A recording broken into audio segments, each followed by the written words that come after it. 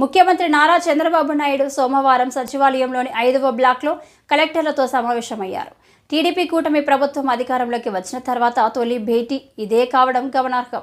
ఈ సందర్భంగా సీఎం మాట్లాడుతూ హోల్డ్లో పెట్టాం. ఆ సర్వే కూడా ఇప్పుడే రెవెన్యూ మినిస్టర్ చెప్పినట్టు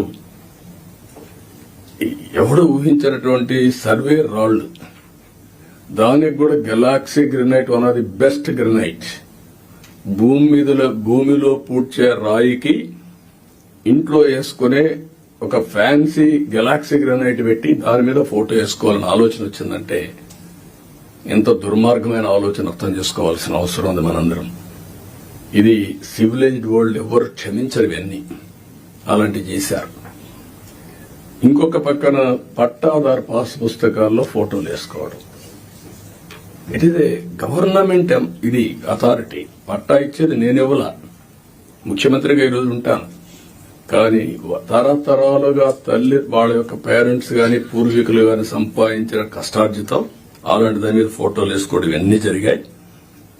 ఇవన్నీ కూడా నేను మిమ్మల్ని కోరేది ఒకటే కోరుతున్నాం, అవన్నిటికీ ఫుల్ స్టాప్ పెట్టాల్సిన అవసరం ఉంది. ఒక న్యూ ఓరియంటేషన్ తో మీరందరూ ముందుకు పోవాల్సిన అవసరం ఉంది. మళ్లీ సంపద సృష్టించడం, సంక్షేమాన్ని సిన్సియర్ గా అమలు చేయడం, ఇవన్నీ జరగాలంటే మళ్ళా వినూత్నంగా ఇప్పుడు డబ్బులు కూడా లేవు. నేను ఒకటే చెప్పాను, వినూత్నంగా ఆలోచించడం. నేను ఒరిజినల్ గా మీకు జ్ఞాపకం చేస్తున్నా, ఒకప్పుడు రోడ్లకు డబ్బులుండేటివి కాదు. ఆ రోజు వినూత్నమైన ఆలోచనే బీఓటీ రిఫార్మ్స్ లో వచ్చినటువంటిది. అందులోనే public private partnership different angles తీసుకెళ్లాం. Over a period of time develop చేశాం. ఇప్పుడు వైబిలిటీ గ్యాప్ ఫండింగ్ ఇచ్చే పరిస్థితి కూడా వచ్చాం. గవర్నమెంట్ ఆఫ్ ఇండియా ఇంకొక నిన్న మొన్న మనం చూస్తే ఏదైనా ఒక కార్యక్రమం చేస్తే ప్రైవేట్ వ్యక్తులకు అప్పచెపితే ఏ సర్వీస్ గాని మ్యానుఫ్యాక్చరింగ్ గాని ఏ ఇష్యూ అయినా నష్టం వస్తుందంటే నష్టం వచ్చిన రోజులు వైబిలిటీ గ్యాప్ ఫండింగ్ ఎంతైతే నష్టం వస్తుందో దాన్ని రాష్ట్రం కేంద్రం ఇచ్చే విధానం తీసుకొచ్చారు. దీనివల్ల ఎఫిషియన్సీ పెరుగుతా ఉంది. కాబట్టి ఇలాంటి వినూత్నమైన ఆలోచనలు కలెక్టర్స్ కూడా చేయాల్సిన అవసరం ఉంది, డిపార్ట్మెంట్స్ కూడా చేయాల్సిన అవసరం ఉంది. ఇది మీరందరూ గుర్తుపెట్టుకొని ముందుకు పోవాలి. ఈరోజు మొన్నటి వరకు మీరు చూస్తే నెలకు 2,737 కోట్లు పింఛన్లు ఇస్తున్నాం.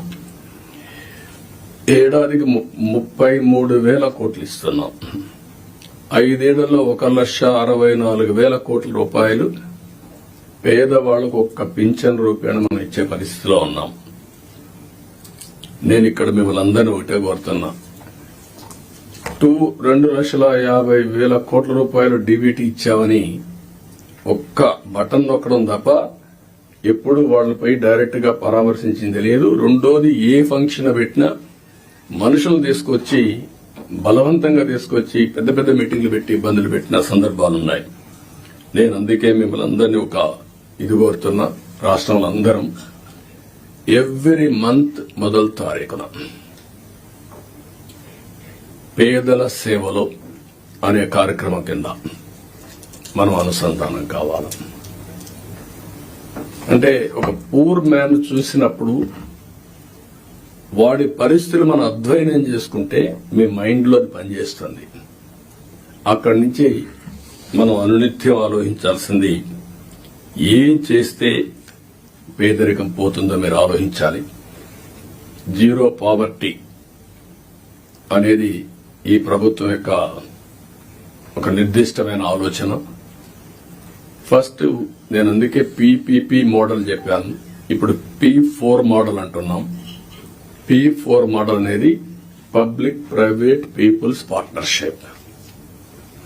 టాప్ 10% డబ్బులు సంపాదించిన వాళ్ళు బాటమ్ 20% అడాప్ట్ చేసుకుని మెంటరింగ్ చేసి వాళ్ళ రిసోర్సెస్ ఖర్చు పెట్టి వాళ్ళ మేనేజ్మెంట్ బ్యాండ్ విత్ ఇచ్చి తద్వారా వీళ్ళ పైకి తీసుకురావాలి.